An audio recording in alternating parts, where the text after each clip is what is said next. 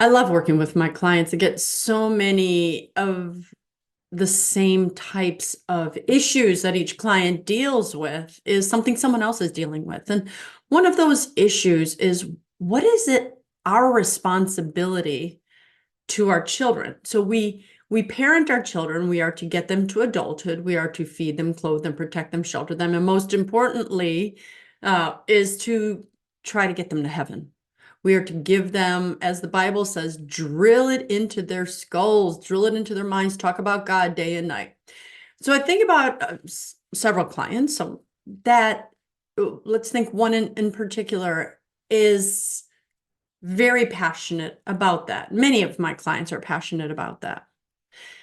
And as the children are growing up, some of the kids go into lifestyles that are against the teaching of the church. I think somewhere our children are in homosexual lifestyles, or our children are living in sin, which is really what we always used to call it, but now they just say living together.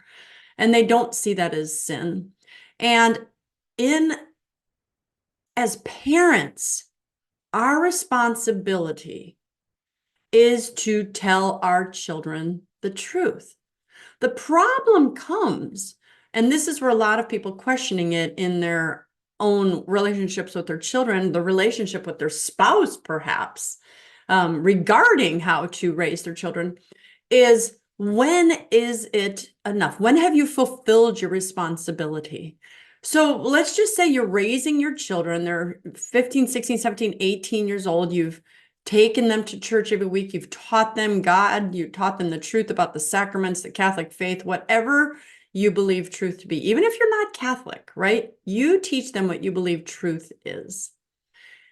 Then when they leave, if you are sure that they know what you believe truth is, you've done their job. Now, let's say that they enter into a relationship and you don't agree.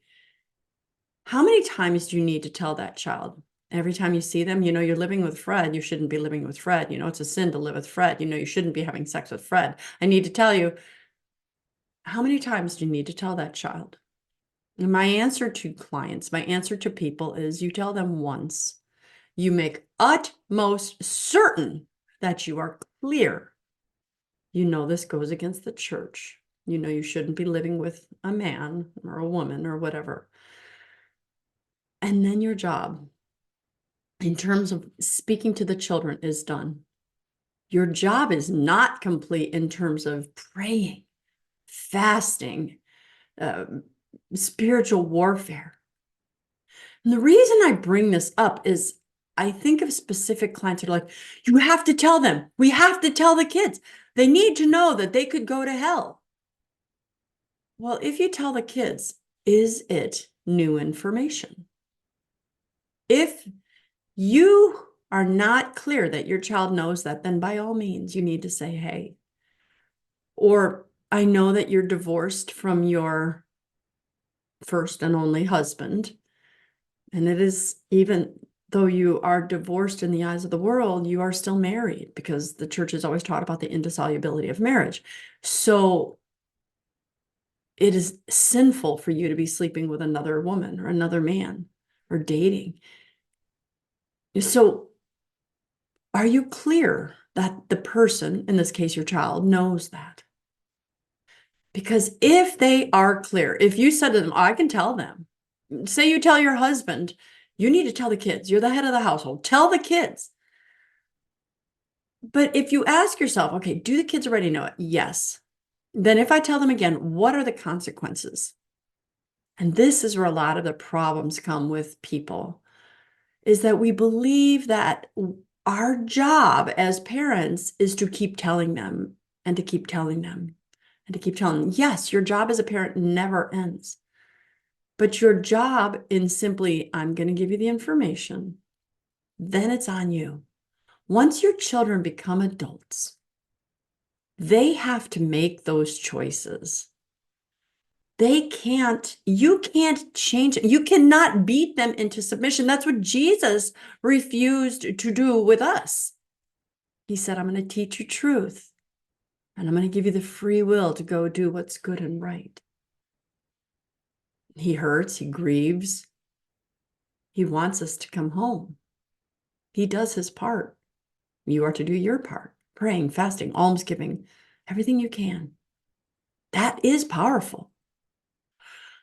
But in these particular situations, I tell the people, it's like, if your child already knows this, and then if you went and told them again, do you think they'll be more open with you or less open with you? Do you think they'll want you around? Do you think they'll not want you around? If every single time you come to their house or you converse with them, all you do is remind them of their sin, are they going to want to be in your life? If you have a child who's gay, who's struggling with same-sex attraction, I should say, because no one is born gay.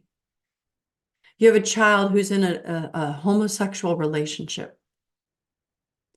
If that child knows where you stand on it, if you've clearly spoken to them with love, then they have to make their decisions. You can still love them. You can still invite them to your home. I tell the people in my life, whether they're in a same-sex relationship or an irregular, I'm dating someone even though I'm divorced, which means I'm still married to my spouse, no PDA in my house. Do not sin in my house. It's no different. You can have a friend here, but I will not tolerate sin in my house. It's just so important to know, because what I'm asking is for people to consider the outcomes. What is the outcome? You want to get your child to heaven. But if what you're doing, jamming it into their face every time they see you, isn't working, then you're failing at that task. Yes, your children are required to have this information. You are required to give your children whatever information they need to get to heaven. But don't be confused into thinking it's your job to tell them over and over and over again something they already know, because then it crosses the line into judgment and condemnation.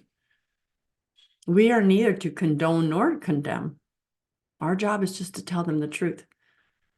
So let's just assume you have a child who's living in an irregular marriage, meaning a fake second marriage, a child who's in a same-sex relationship, or a child who's dating and he or she is sleeping with the boyfriend or girlfriend. All of those are sin. As long as your family member knows, or your friend, then your job is quote unquote done in terms of transferring information. You fight differently. As parents, I don't want you to lose touch with your children. You may be the only Christ or Christian-like example, but your example is not Christian if you're trying to beat them overhead. That's not what Christ would do. When the woman was caught in the act of prostitution, first of all, he's kind of like, weren't there two of you? Jesus didn't say anything. Jesus wrote in the sand. Jesus was silent. He didn't tell her she wasn't in sin. But what he first did was, woman, where are your accusers? But then he made sure to say, go and sin no more. He made it clear that what you were doing was sinful and you need to stop doing it. But he didn't hate, he didn't hurt, he didn't condemn, and he could have, because he's God. We can't, because we're not God. Check yourself. Check your methodology.